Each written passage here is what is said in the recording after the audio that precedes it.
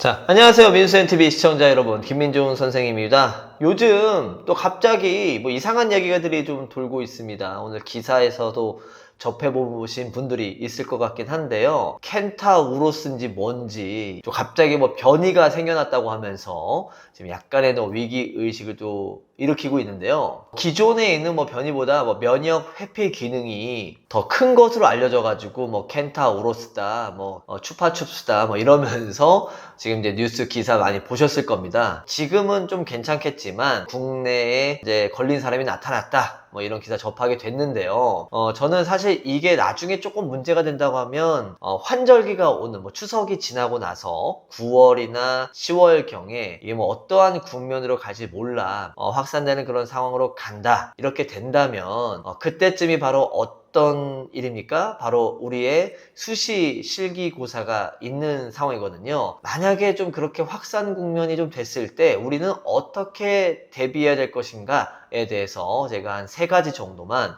뽑아 보았습니다. 목표를 현실로 만드는 채널 민준쌤 TV.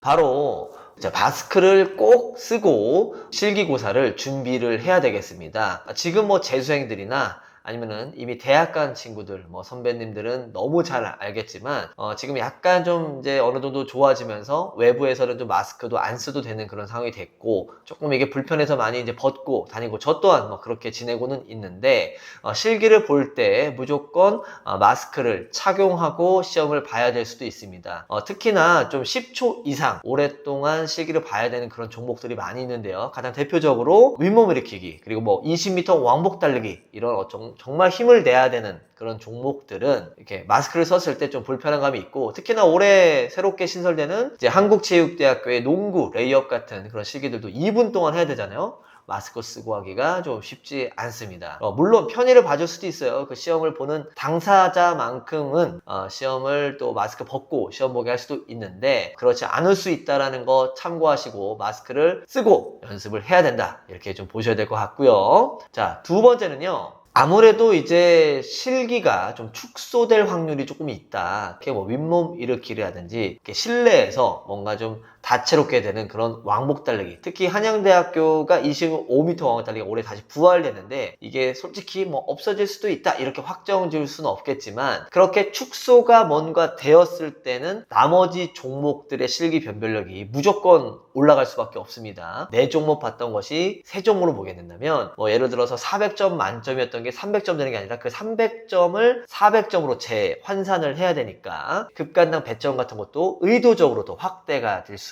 있다라는 거죠. 그래서 이런 점도 참고하시고 실기의 변별력이 정말 올라갈 수도 있으니까 어느 때보다 더 완벽한 실기 준비를 하는 것이 중요하겠다. 자, 마지막으로 저희 3번째 생각해 본 건요. 실기를 좀 더 위생적으로 안전하게 보기 위해서 요만큼 1일 보던 거를 2일, 3일 이런 식으로 넓게 볼 수 있거든요. 길게 볼 수 있거든요.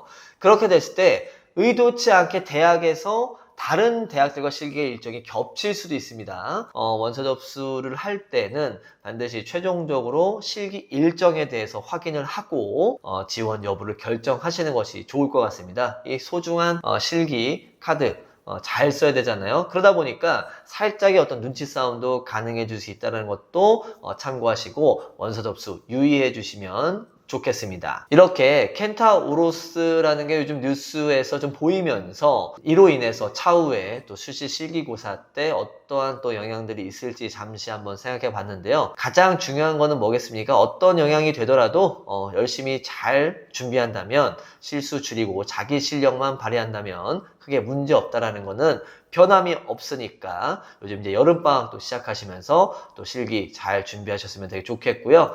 좋은 영상으로 또 인사드리도록 하겠습니다. 안녕히 계세요.